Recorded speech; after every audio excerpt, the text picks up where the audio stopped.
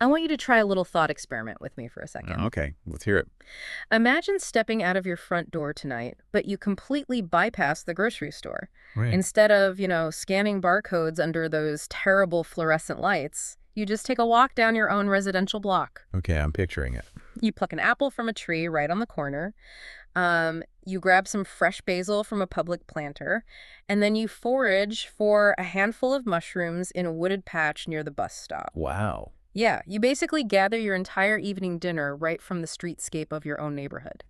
I mean, it sounds like a scene from some utopian science fiction novel, honestly. Ah, Or, maybe a regression to how humans lived a few thousand years ago. right. Because the modern urban environment has really conditioned us to view nature as something you go visit in a designated park. Yes, exactly. It's not supposed to be something that actively feeds you on your commute home. But that is exactly what makes our focus for today's deep dive so incredibly compelling because, it is happening right now in the real world. Yeah, it really is.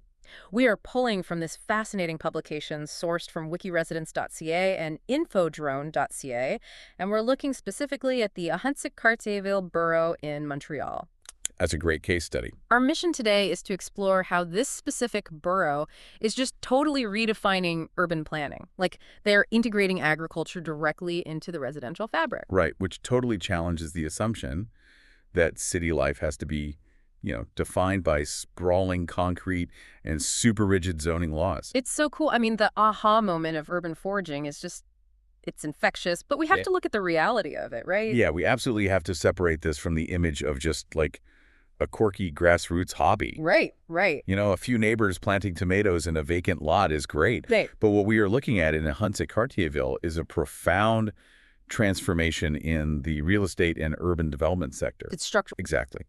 They're utilizing green infrastructure as a highly strategic investment. Public space is being entirely rethought to solve these massive systemic issues, shifting the foundational blueprint of how a modern city even operates. So let's talk about that blueprint. The physical transformation described in our sources is where this really starts to take shape. Yeah. The borough is actively shifting from a landscape dominated by concrete to what they call regenerative ecosystems. Which is such a great term. It is. And the crown jewels of this physical shift are their public food gardens. And importantly, these gardens are designed strictly on permaculture principles. Which means what exactly for the average person? Well, instead of traditional agriculture where you plow the earth, you plant a single crop, and then you heavily fertilize it. Like a cornfield. Right, exactly. Permaculture intentionally structures a space to mimic the complex interactions of a natural forest. Okay. And the mechanism driving that, according to the sources, is layering. Yep. They detail how they combine perennials, shrubs, and fruit trees, all layered within the exact same continuous space. Yeah, because the layering is all about biological efficiency. When you design a space, like a natural ecosystem, it eventually becomes remarkably autonomous. Autonomous, meaning it just takes care of itself. Pretty much. The deeper roots of the trees pull up nutrients from the subsoil, the shrubs provide essential shade to retain moisture, and the organic matter dropping from the canopy naturally composts. Oh, wow. So you don't have to constantly mess with it. Exactly. Once these spaces reach maturity, they require virtually zero maintenance. You don't need municipal workers on constant watering schedules, and you completely eliminate the need for synthetic fertilization. Because the ecosystem is constantly balancing itself. Right. It's a closed loop. Which creates this staggering foraging window for the residents. The sources say from April all the way to September, citizens are invited to just walk up and freely pick what they want. It's amazing. We are talking about fruits, nuts, edible leaves, spices, medicinal plants, and even mushrooms. It is literally nature operating in self-service mode. Self-service nature, yeah, that's a good way to put it. But beyond just the permaculture gardens, they're also employing a highly specific technique developed by a Japanese botanist named Akira Miyawaki to plant what they call microforests. Oh, the Miyawaki method. It is a brilliant piece of botanical engineering. Tell us about it.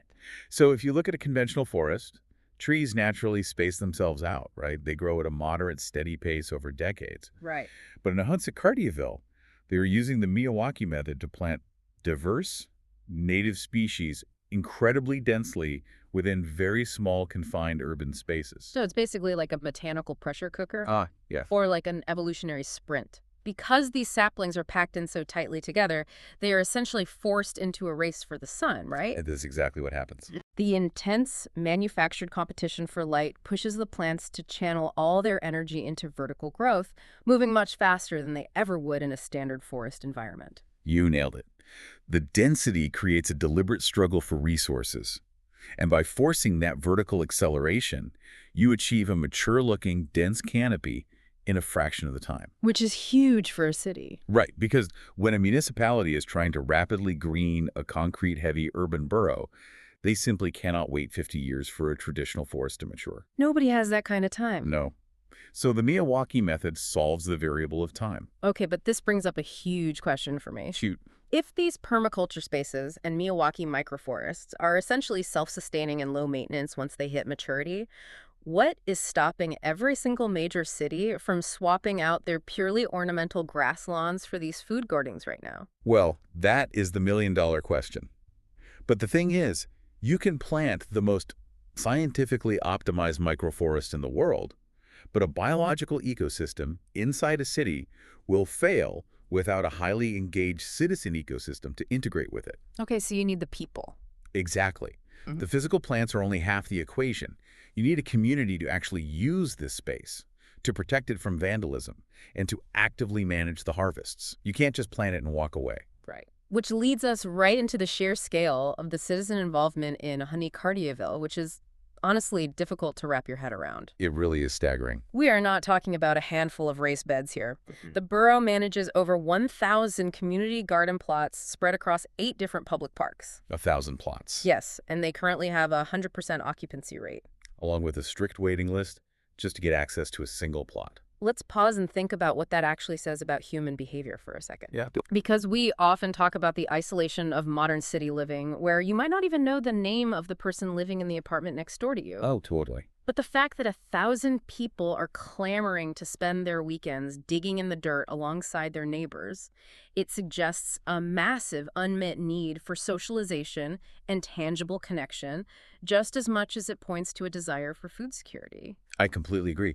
People are biologically wired to cultivate and to collaborate. Yeah. And when a city actually provides the infrastructure for that, the response is overwhelming. But, okay, I do want to push back on the slightly utopian framing of these community spaces for a second. Fair enough. Because if there is 100% capacity and a strict wait list, doesn't that imply a massive bottleneck in this whole system of community abundance? It does, yeah. Like, how does a neighborhood manage the inevitable frustration of residents who want to participate in this localized food security, but they're indefinitely stuck on a wait list? That's a really valid point. The bottleneck is a real and frustrating friction point for residents. Yeah. However, if we view this through the lens of urban planning, that overwhelming demand is the exact metric that validates the social relevance of these projects to the policymakers. Oh, interesting. So it's proof of concept. Exactly. When the municipal government sees a wait list that long, it provides irrefutable data that this is not some fringe interest. Right, it's mainstream.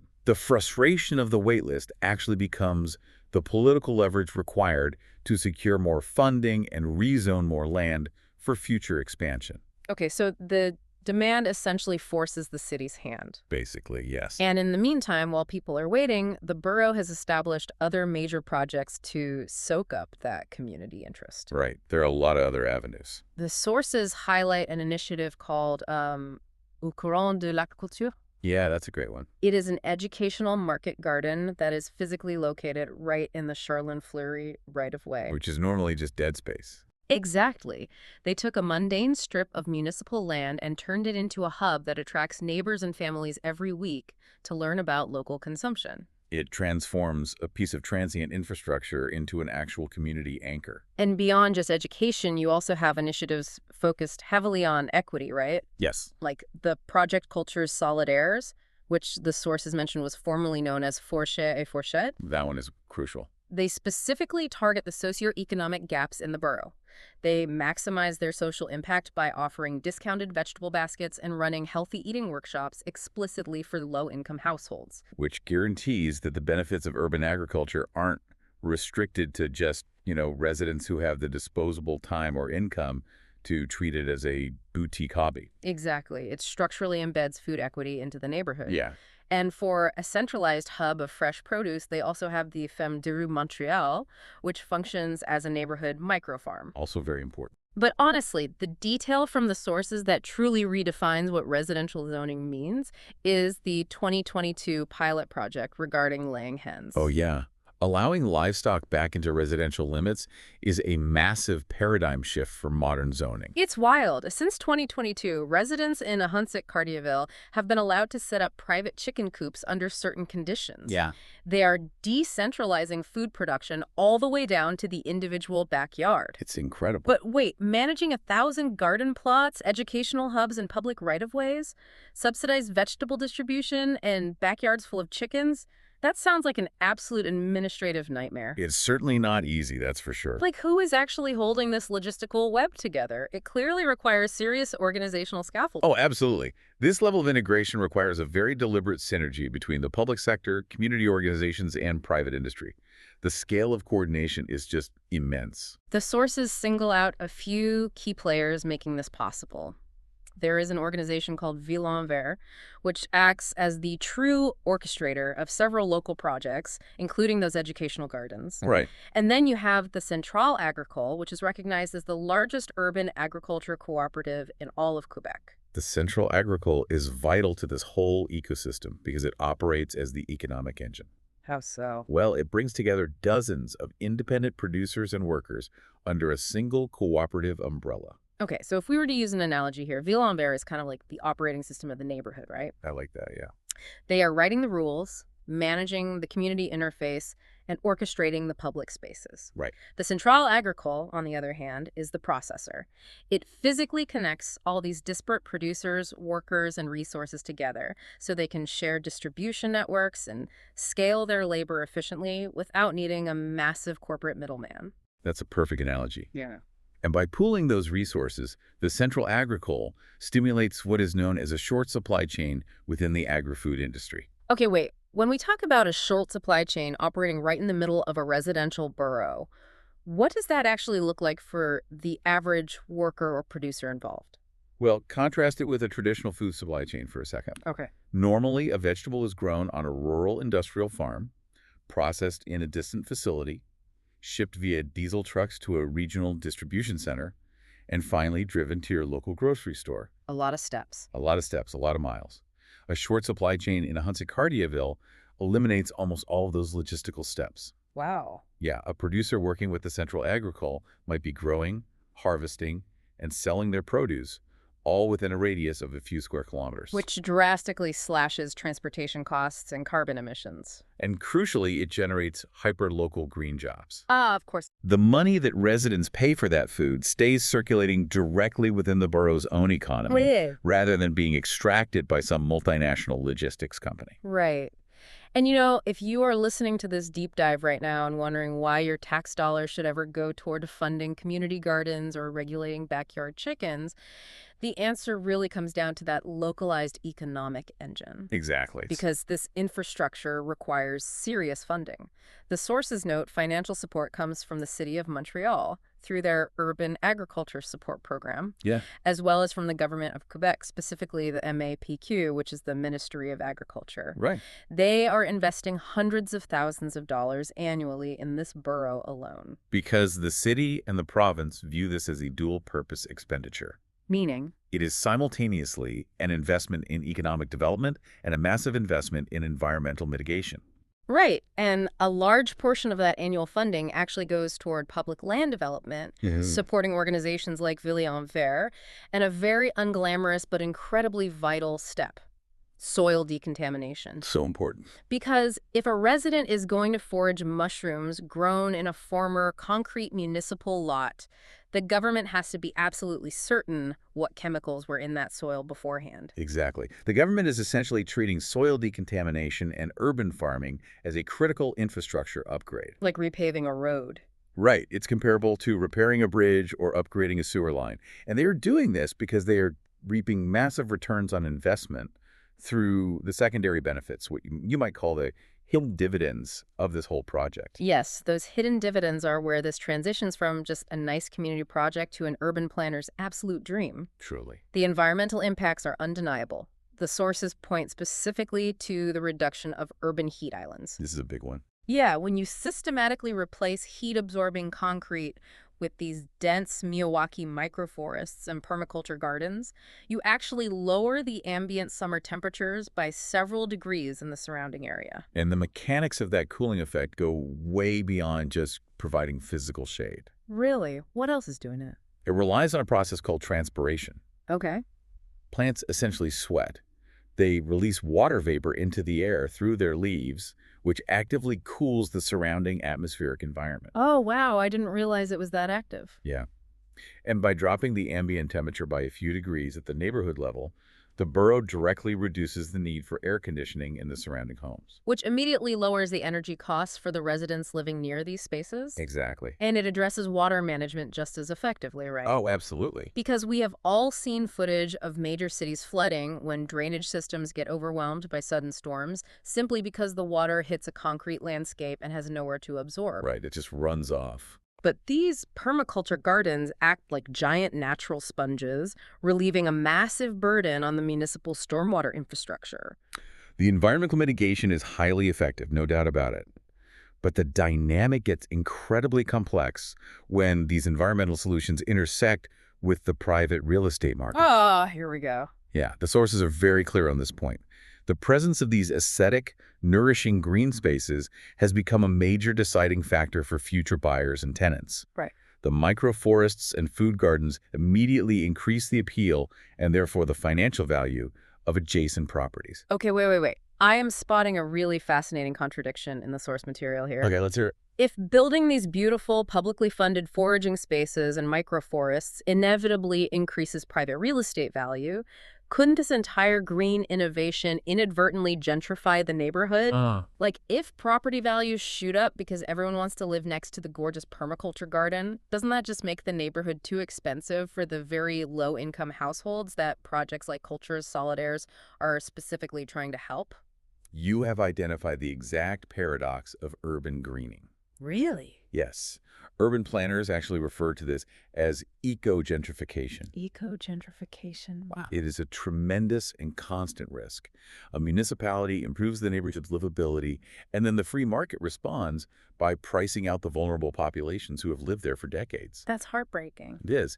However, this is precisely where Ahuntsic Cartierville's strategic planning really differentiates itself. Okay, how so? To manage these exact socioeconomic tensions, the borough adopted a formal policy tool called the Nutritional Community Development Plan. Okay, but how does a nutritional development plan actually stop rent from going up or stop developers from pushing people out?